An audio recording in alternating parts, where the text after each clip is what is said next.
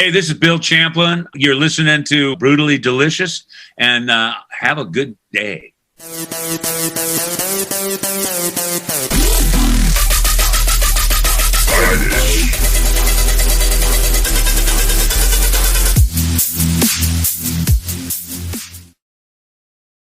Anyway, Bill, I won't keep you too long. I know you've got the whole day of stuff going on. So, Livin For Love, first solo album in 10 years. Yeah. What was it like finally getting that out, and why so long? Well, I just got busy doing other stuff. You know, I mean, you could just kind of go, and then there was always well, maybe I should do a solo album. And then you go, well, the record business is kind of iffy at the moment. Why bother?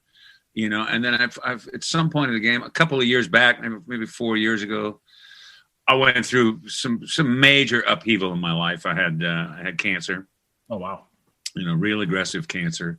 Got that behind me. I lost my son to cancer, my older son, Brad. And I just kind of put a different viewpoint on the world. You know, I mean, it's like somebody said, well, you're what you care about list becomes smaller, and what you don't care about list becomes quite a bit larger. Right. You know, you got to prioritize. Yeah, you start prioritizing, and you know, I was kind of looked at the world a little differently. And at some point, I started writing stuff. I mean, we just done an album with Tamara and Gary Falcone called Wonderground, which we had done a couple of years ago, and that was fine. But I was kind of just sort of getting my production chops together. Right. And then Tamara heard me do the song "Livin For Love." Actually, I just was writing it on guitar and just kind of hanging out, TV on real low, and just kind of hanging out. I played it for her. She said, "Bill, it's time. You got to make another solo album." So, I mean, she kind of kicked my butt a little bit. I said, yeah, it's about time. I mean, there were some songs that were already sort of halfway recorded, or, you know, just demo kind of thing. And I ended up, you know, fixing those up. And, you know, I just went to work. It's weird because, you know, in some ways, in most ways, the pandemic's a drag. But in this particular situation, it kind of kicked my ass to go to work because I couldn't do anything else. You know, right. So, well, that was kind of what I was going to, one of my other questions was, what is it like having to release or write and release and do this whole album project thing in the middle of this crazy crap? Well, I had no place to go, and I've got a guest house, and there's two workstations in the guest house. My son Will's got his Ableton rig on one side of the room, and I got Pro Tools rig on the other side of the room. And I'm not a really great programmer or engineer or anything, but I know enough to get guitars, drums, you know, fake drums, guitars, pianos, vocals down, and then I just usually trade out the drummer. You know, get rid of the little machine and put in real guys. So it ended up being pretty cool, and we ended up getting some great. I mean, and a lot of really cool surprises happened when I. You know, I talked to Greg Matheson. He sent me 3 things to write, and they all turned out to be, what is the word for it? Funkier than a 3-day-old Band-Aid. I mean, they were. All right, anyways, man, that's so funky. It move in next door, your lawn dies. But nice. You know, that was really cool. And then Bruce Geitz sent "Reason to Believe." He sent what ended up being "Reason to Believe." He sent this track. And I've written off and on with Bruce for years and years and years. I mean, he's been in Nashville. We've been over here. And he sent this track. And it was what I really dug about it is George Hawkins was playing bass. And we lost George a couple of years ago to the C word once again. Right. And I was just, you know, overjoyed to have a George, have a little bit of Hawkins, you know, in there. George. And that ended up being the first single, right? Yeah, it ended up being the first single. The song ended up. I mean, Tamara and I listened to he sent me just an MP3 of the track, just kind of the basic track. You know, it was a funky little mix, and it was. We listened to it. Within 8 bars, we were going, "Where's the pencil? Where's the paper? We got to do this." You know? Right. And we got it written within a couple of hours. When I was doing the final draft, I realized this thing's really kind of about gratitude in a lot of ways. And you know, Bruce had gone through some stuff. And Janie had helped him through a lot of stuff, and I'd gone through what I'd gone through, and Tamara helped me through, and it kind of ended up being, even though Tamara was one of the writers, for me, I look at it, it was like it was really gratitude to her for, getting me through those moments. So, I mean, that doesn't mean that it's a maudlin album by any means. There's some great stuff on there. And there's some deep stuff that when I lost my son, it took me about 2.5, 3 years to write the song about it. And that's on the record. It's pretty deep. Do you find that writing this record was sort of cathartic after going through all you went through? Absolutely, is what I needed to do. I mean, once again, Tamara called it perfect. She said, you need to do this. You're kind of squirrely. It's time for you to go to work. And and it's funny. There was all the musicians I know that have studios or even workstations are doing the same thing I was doing. Right. I can't go out and go on the road. I can't do anything else. Might as well make music. Make new music. So it's kind of kicked everybody's ass into writing new stuff, which is really kind of cool.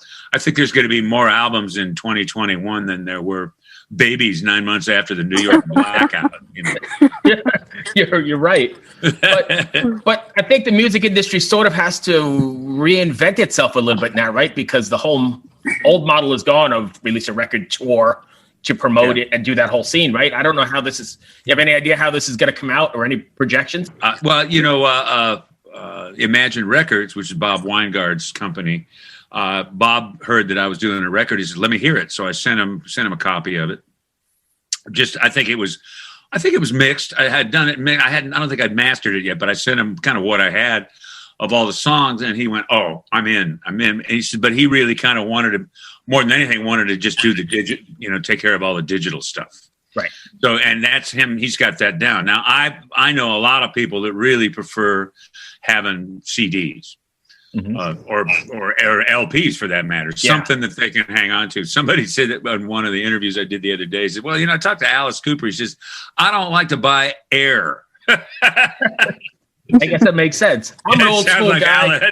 Sounds like Alice. He's a good friend. He's a funny, guy's one of the funniest guys on the earth, man. I love him. That's great. I'm an old school guy too. If I'm putting out money, I want to hold on to something, So we're doing the album.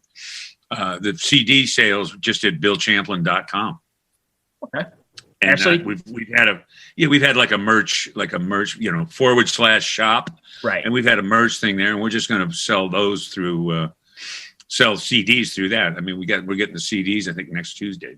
Oh, good. So, and the album's supposed to drop on the 22nd. So I think it's all, timing wise, it's all coming together pretty well. Cool. Awesome. Before I go any further, Ashley, you got something? You've been so invested in putting this together this past year. Is your wife working on anything by herself? Oh, she's crazy. She's as good a singer as I've ever heard. Yeah. Really, she just gets down in there. So, I mean, she sang backgrounds all the way through the record on all kinds of different songs. Awesome. Mainly because I needed that high note. My high falsetto ain't what it used to be, and I just kind of went. I need to add a little different flavor to the vocals. So Tamara's in there on songwriting and on vocals all over the place. Sweet. And she's as good a songwriter as there is. She comes up with great stuff. Really. Women have a tendency to do that. Yeah, exactly. No shit. Well, she's, a lot of people go, "Oh yeah, right. Yeah, your wife's working with you. Yeah, right. Yeah, okay, I got that." It's like Yoko. I said, no, hold it. Stop. Everybody out of the pool. This woman is unbelievably great. You write music for you, not for other people, and it's great when other people like it, and especially when you're making music with someone that you love. Exactly. Yeah. Right. And our son Will, I mean, he's a major piece of work. He was actually a finalist in one of the seasons of The Voice a couple of years back. Oh wow. Oh. Yeah, and he tore the place apart. He was like the spoiler for many, many weeks in a row. I hated it. I went to the sound stage once a week, and they put all the parents and family of the contestants. They put them in the area right where the air conditioner was for the whole building. I mean, it was like, well, now I know what it's like in the Arctic. I started, it wasn't, this is LA. It doesn't get that cold, but boy, it did in that room. I was bringing blankets and my, camel hair overcoat. I'm not doing this again. I walked out there. It took a whole other week to deep thaw out. You know what I mean? Does your son get involved in the production at all? Your production, or is he a little bit? Not that much. He's kind of an Ableton guy. This one I kind of went after by myself. I wanted to point musically, especially. I wanted to really point it in the direction it goes. There are certain things. Every once in a while, I'll ask him to do a little synth move or something. So he's always there. He's a real supportive guy. I mean, he always says, "Dad, your stuff's sort of like Steely Swamp," which is nice. Is pretty nice. He said, "Well, that's kind of nailed it down, I guess." His stuff is great. He's way further into programming than I am. He's so deep. My son is an Ableton guy too, and he actually is he's majoring over at Shenandoah University in music production and that sort of thing, and that's what he loves to do as well. But he's an Ableton freak. Yeah, the Ableton stuff. I mean, once you get into it, I mean, I'm going, well, hey, it could have been worse. Could have been drugs. Thank God we don't have that going on. In the end, Bill, though, I think, and I mean, I guess you're old school like me, but I think the live instruments and the whole live performance of banging things off each other makes things so much more organic, though, right? Oh, yeah, without a doubt. I mean, and this wasn't kind of done that way because we couldn't. Right. So no, I get that. And I've done records, over the thing. I'm like, for instance, we had on the second song, Especially Me, it's a Greg Matheson track. I was looking to get a horn section on it and this, that, and the other thing. And finally I went, I'm just going to send this to Mark Russo, who's a Doobie Brothers sax player. Mm-hmm. And he was in I think one of the very first versions of Yellow Jackets. He's a major piece of work. Right. Monstrous musician, great player. And I sent it to him and he stacked, he put one baritone, two tenors and two altos on the song and just tore it up. And then on a song later in the record, he just played an alto solo, a couple of fills, a solo, and then I gave him the whole tag. I said, "This is yours." Right. And that's when the plot pretty much sickened. When you get a player like that, for sure. Whoa, this guy's amazing. I just, there's certain points right toward the end of the tag where he just lets it fly and just going, "Holy shnikes, this guy's amazing." Right. He played with the Sons for a while. We always had a ball hanging together. He's a really good friend. So, I mean, and that's kind of what happened. I had Lenny Castro, who's he plays with Joe Bonamassa, played with Toto for years and years.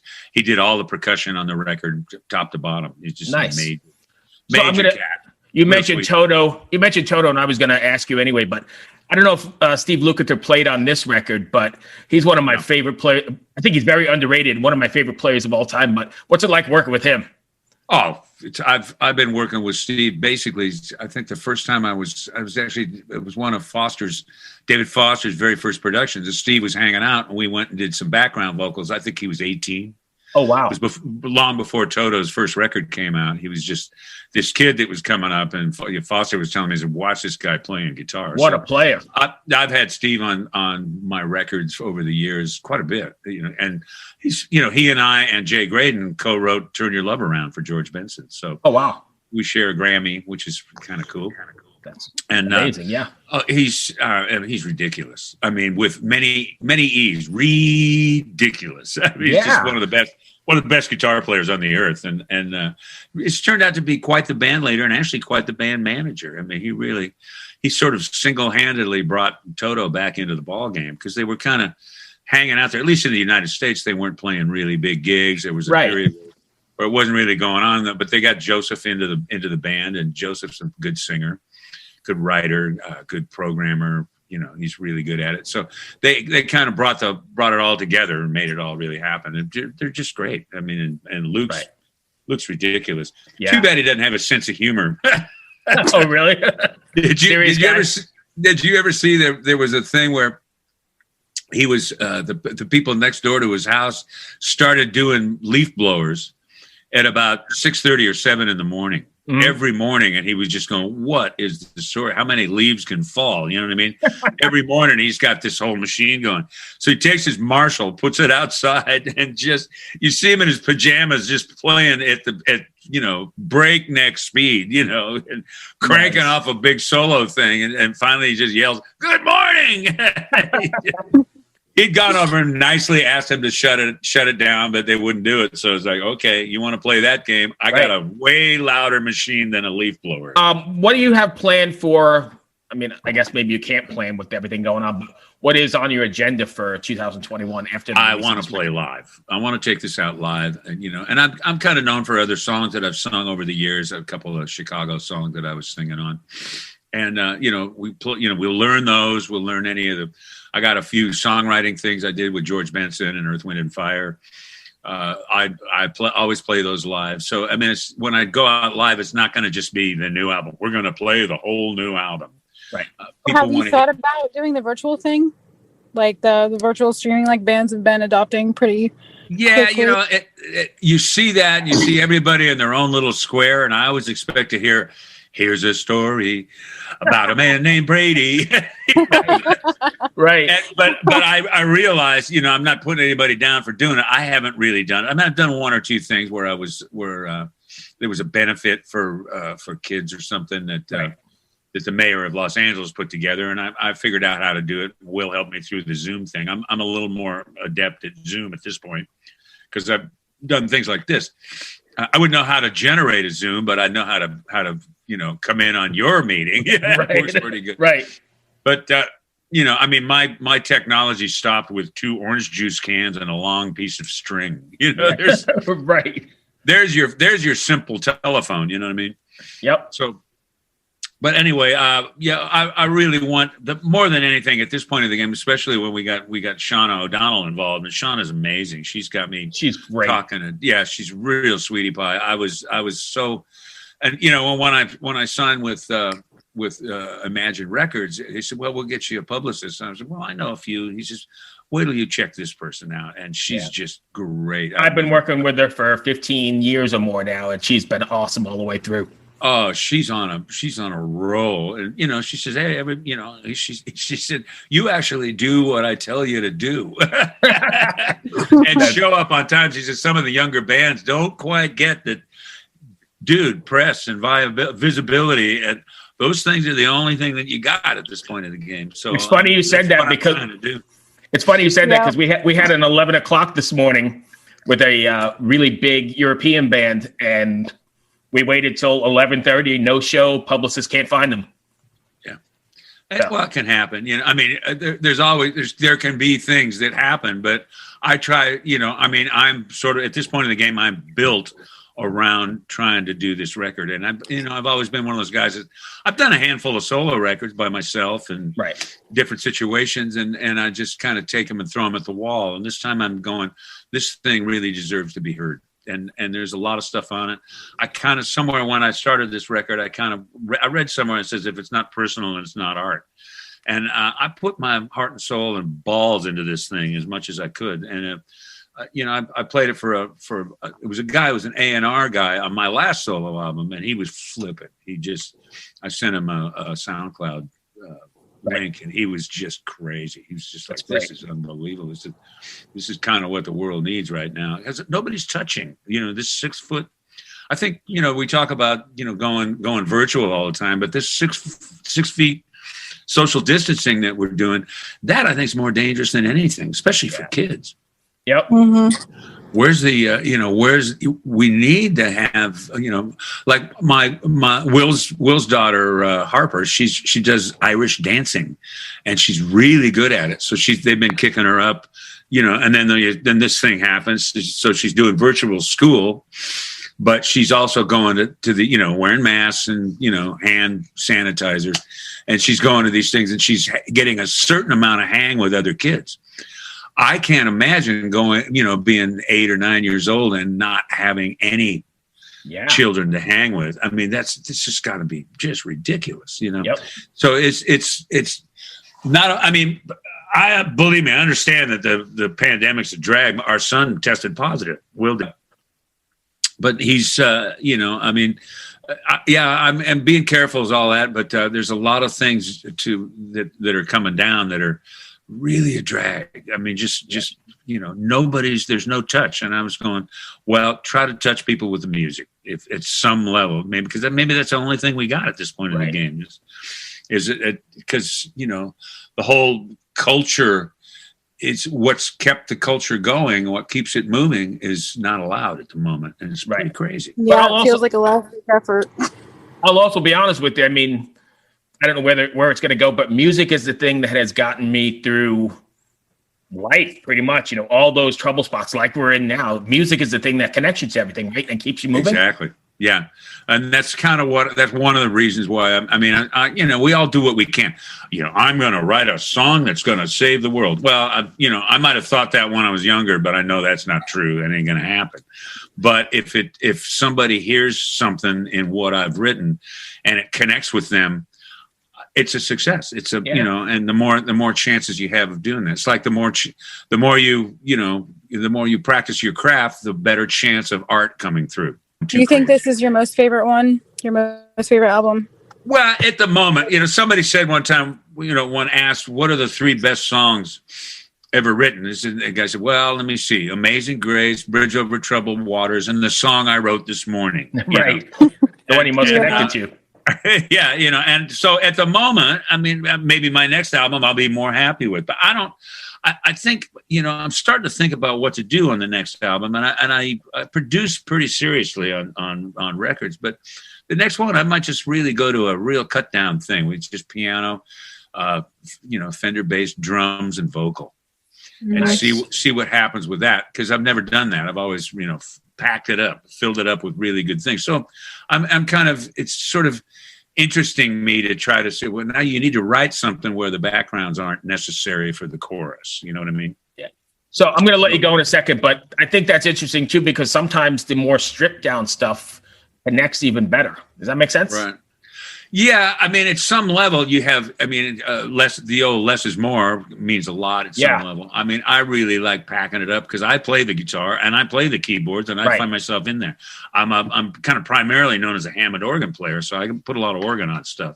Ooh. And then, the more stuff you do, the less volume you can get out of each one of them. So, and that's really kind of the challenge of making records at this point when you're producing at that level.